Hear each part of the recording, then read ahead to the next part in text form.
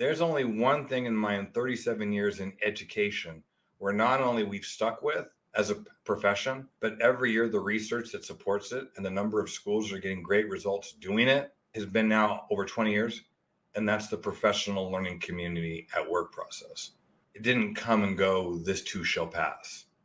It has continued to be validated as best practice. And if we'll stick with it over time and let teachers get great at it, we could really reap a lot of wonderful results, both for student learning and adult learning. Let's talk about your new book, Through Solution Tree, Learning by Doing, a handbook for professional learning communities at work. Yeah. Yes, that one right there. That one. That one right there. Okay. For someone new to PLCs, what do they need to know before reading this book? What should people know? Why would a school or a district deeply and fully commit to being a professional learning community and specifically use the PLC at work process? And why? Because we have 25 years of ongoing building research. This is the best known way to organize a school or a district to ensure higher levels of learning for adults and for students. The premise of the PLC process is this: kids learn more when adults learn more. And it's great when a district can bring in someone like you or me to sometimes start a fire, to get some shared knowledge about a best practice or help them get better at a key element. But we know, and you framed it when you said, I need the leaders of a district or a school to know I'm a piece to help. I'm not transforming your school. It's what you do before and after, because it's going to take time, right? This PLC at work process, the key is embedding adult learning, not every now and then on a PD day, but what if every single week we're building collective efficacy, and not just on anything. It's not do we collaborate, but let's collaborate around the things that are proven to increase student learning the most. Like what? Like, how about being really, really, really, really, really clear on what you want kids to learn? Like, how about being really, really, really clear on who's getting it and who's not?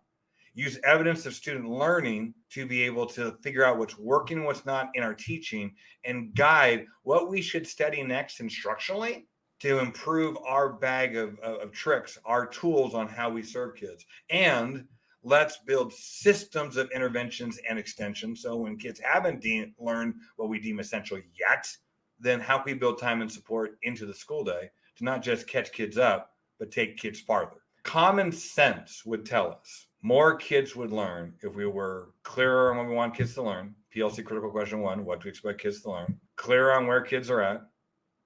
PLC question 2, how do we know that they learn it? Better at intervening. How do we respond when kids don't learn? Better at extension.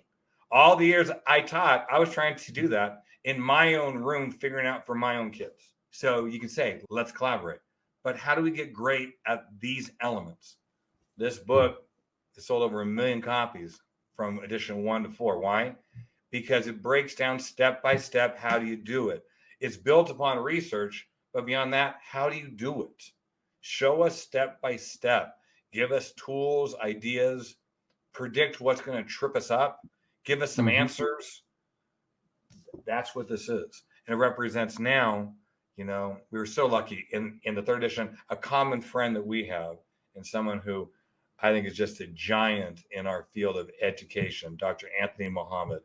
He's joined us for the 4th edition. He's the global guru on school culture. He brought in his research about culture, and that's an ongoing thread throughout this entire book with his expertise. Mike, he's one of the goats. He's one of the goats. Because we continue to learn. And Anthony's deep level of research and application in that area to bring that element to provide more tools and clarity for schools, for districts committing to this process, I think makes the book all the more powerful. That's what that book is, and I'm just mighty proud to be associated with it at all. Mike doesn't need me to back him up in any of this, but I do want to say one thing for all of our administrators, the people that are responsible for instructional leadership in schools. A lot has been done over the years as far as research goes for us to know what works in education. John Hattie, for years, has published about collective teacher efficacy, which Mike just brought up. So the effect size, I believe, is like 1.58. It's one of the most effective indicators. It's huge. It's one of the most effective indicators of how young people learn, how they're engaged, all the things that we need for them to learn. What are the behaviors that we see in the literature? motivation, engagement, attendance, and academic achievement. They need to have little successes. Now, the one thing that I'll say is this: why PLC works is because that efficacy, when we sit down together as a team and say, what do kids need to learn?